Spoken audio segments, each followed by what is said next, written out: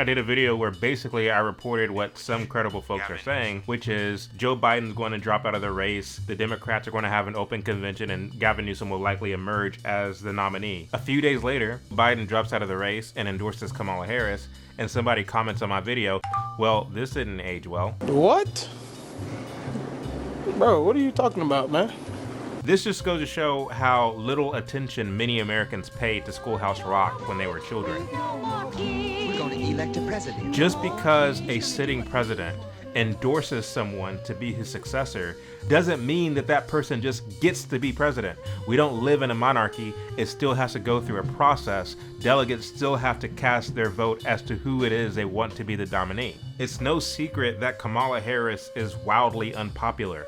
It's no secret that she's a very unlikable person. It's no secret that she can't win a fair election against Donald Trump. This is the reason why there's some buzz that Gavin Newsom, who by the way destroyed California, will likely be the nominee. Now, sure, you can argue that Gavin Newsom already came out and endorsed Kamala Harris, so that nips any prospects of him becoming the nominee in the bud. But understand the political strategy and the political optic of that. If Democrat delegates see Gavin Newsom as a humble team player who enthusiastically endorsed Kamala Harris, but was willing to step up and take on the charge of becoming the nominee because those same delegates believe that Gavin Newsom is a more worthy opponent to Donald Trump than Kamala Harris, then you can bet your bottom dollar that Gavin Newsom would absolutely accept the nomination. Democrat delegates are thinking seriously about which one of their candidates has the best chance of beating Donald Trump in November. And by the way, these kind of open conventions where a favored candidate actually ends up losing the nomination isn't anything new.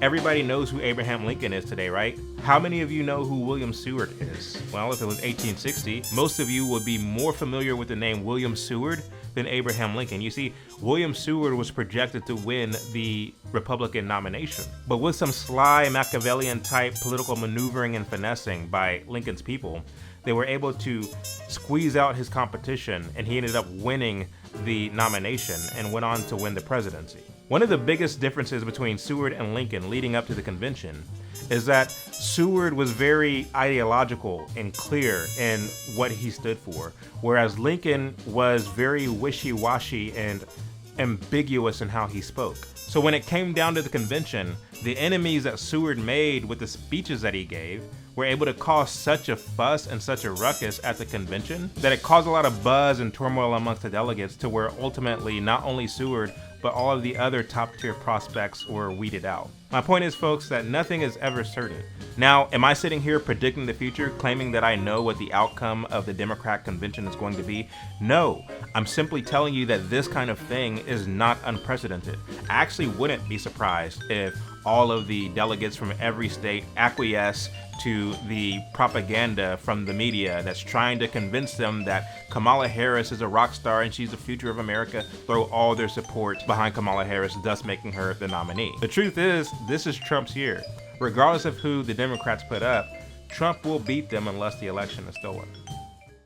Hey friends, thank you for watching this video. If you like what you heard, please like this video, please share this video, please subscribe to this channel, and thanks really those of you who are already subscribers for 10,000 subscribers. I didn't think we would get this far, but here we are. But let's keep it going. Let's continue to get these messages out. I think people need to hear them. So become a subscriber, maybe even become a member. God bless. I'll see you in the next one.